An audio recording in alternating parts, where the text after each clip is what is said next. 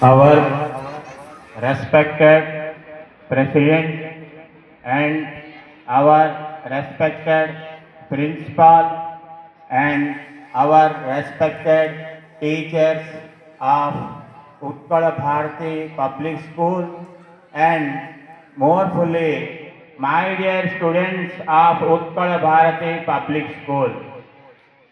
सर्वप्रथमे मु आज आपण मानंको आजिर पवित्र गणतंत्र दिवस अवसर रे हार्दिक अभिनंदन और शुभेच्छा जनाऊँगी।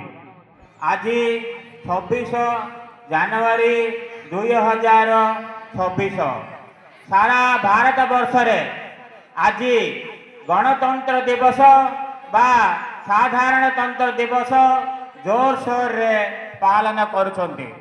आज एही पवित्र दिन रे मते किछि कहवा पे सुजोग मिलिथिवारो मु निजको धन्य मन करुछि। आजिर पवित्र दिनटी हेउछि प्रत्येक भारतीय को पई अत्यंत गर्व और गौरवर दिन।